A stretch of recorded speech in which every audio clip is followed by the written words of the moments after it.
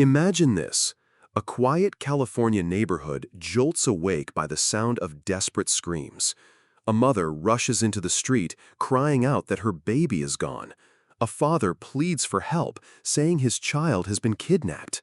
Police sirens cut through the morning silence, neighbors gather in shock, and within hours, the face of a 7-month-old boy named Emmanuel Haro is everywhere, on cell phones, on flyers, across social media. The story is gut-wrenching. An infant snatched from his crib, a community rallying in fear and hope. Every parent watching feels the same sinking dread. But as the day unfolds, cracks begin to appear. The parents' stories don't align. Surveillance footage tells a different tale. And investigators start to whisper about a chilling possibility. What if this kidnapping wasn't real at all? By nightfall, suspicion shifts in the most unthinkable direction, toward the very people who first sounded the alarm. What began as a desperate search for a missing child soon spirals into one of California's most disturbing tragedies, exposing a story not of abduction, but of betrayal, deception, and a brutal crime hidden in plain sight. This is the haunting case of Emmanuel Haro. Rebecca and Jake Haro looked like an ordinary young couple. They lived in Southern California, raising their baby boy in what appeared to be a quiet, suburban life. Emmanuel was only 7 months old, tiny, fragile, his whole life ahead of him. Neighbors saw the couple occasionally, never suspecting anything unusual. From the outside, it was the picture of normalcy. On a warm morning in late August 2025, everything changed.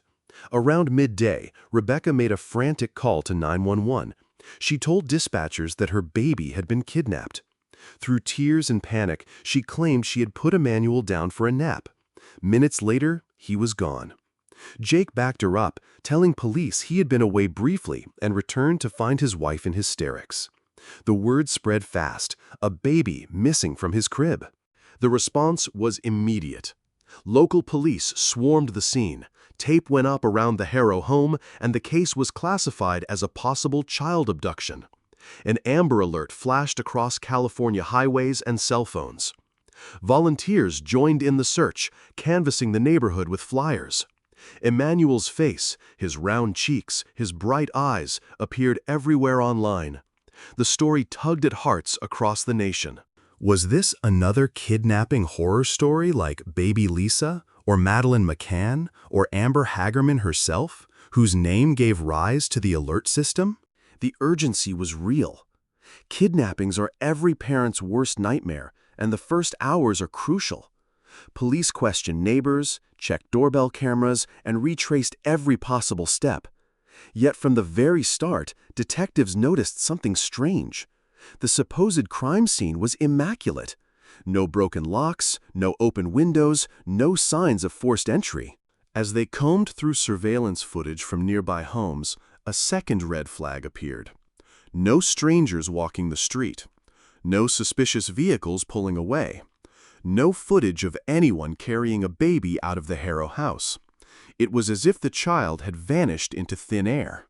Detectives returned to Rebecca and Jake. They pressed them for details. Rebecca's account shifted. First she said she was in the kitchen when Emmanuel disappeared, then she claimed she had stepped outside. Jake insisted he was away at work, but timestamps on his phone didn't match up with his story. The inconsistencies grew louder. What the police had initially treated as a heartbreaking kidnapping began to look like something far more sinister. The FBI was brought in. When a case involving a missing infant carries this level of suspicion, federal investigators join forces. Behind the scenes, they reviewed phone records, financial data, and online activity. And soon, they uncovered something chilling. Buried in the couple's text history were messages that didn't read like grieving parents. Instead, they seemed calculated. Discussions about keeping the story straight, conversations hinting at trouble at home. Investigators began to suspect what no one wanted to believe. Emmanuel hadn't been kidnapped at all. A forensic team searched the Haro home in detail.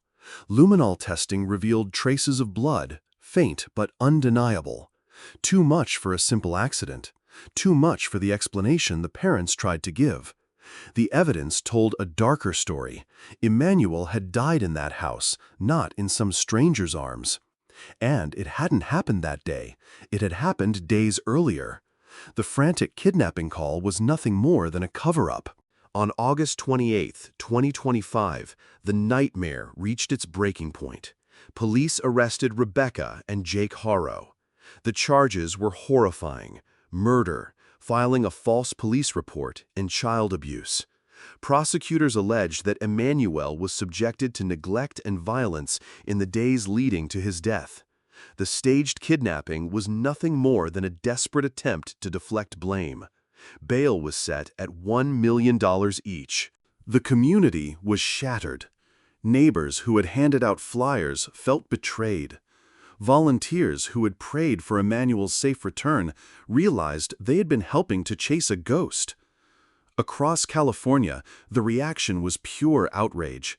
How could two parents, the very people meant to nurture and protect, commit a crime so heartless, and then have the audacity to deceive everyone around them? In court, prosecutors painted a harrowing picture. Emmanuel was not the victim of a random predator. He was the victim of his own parents. The couple, stone-faced in their hearings, avoided the cameras. But the evidence spoke volumes. Text records, forensic reports, surveillance footage proving no outsider came near their home. The picture became clear. This wasn't a crime of opportunity. It was a crime of betrayal. The story gripped national headlines, drawing comparisons to infamous cases where parents faked kidnappings to cover their crimes. People recalled Susan Smith in the 1990s, who drove her car into a lake with her children inside, later claiming a stranger had hijacked her vehicle. They remembered Casey Anthony, accused of killing her daughter Kaylee while spinning story after story to police. Now, Emmanuel's name joined this grim list of children failed by the very people meant to love them most. For the community, the betrayal cut deep. One neighbor described seeing Rebecca outside, crying and begging for help on the day of the supposed abduction.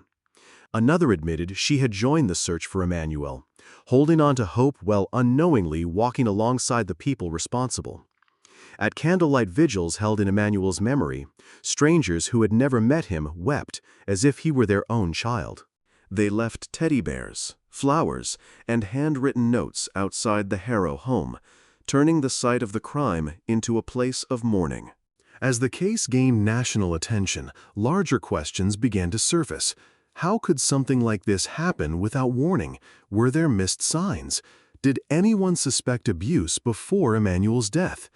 Advocates pointed out that child protective services in America are overwhelmed, with thousands of cases slipping through the cracks. Every year, hundreds of children are killed by their own parents. Emmanuel's tragedy wasn't an isolated case. It was part of a heartbreaking pattern. Social media erupted with anger and grief. The hashtag #JusticeForEmmanuel spread quickly. Some demanded the harshest penalties possible. Others criticized the system for not catching warning signs earlier.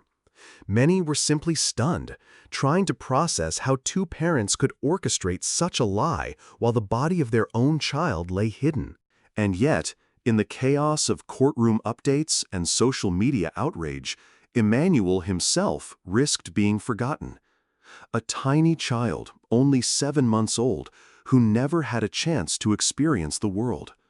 His life was short, but his story became a symbol, a warning, a call to vigilance. The Haros faked a kidnapping, but they couldn't fake the truth. The evidence spoke louder than their lies, unraveling their story piece by piece until the horrifying reality came out. What began as a rescue mission became a murder investigation, and the parents who begged for help turned out to be the villains at the center of it all. In the end, Emmanuel Haro's story is not just another crime headline. It is a chilling reminder of the darkness that can hide behind closed doors, behind smiling photos, behind the illusion of family. It's a story about how trust can be weaponized, how sympathy can be exploited, and how evil sometimes wears the mask of normalcy. Emmanuel will never celebrate his first birthday. He will never speak his first words or take his first steps. But his story forces us to ask a question we cannot ignore. How many more children are suffering silently, their cries unheard, their truth hidden behind carefully constructed lies? And when those cries finally reach us, will we recognize them in time?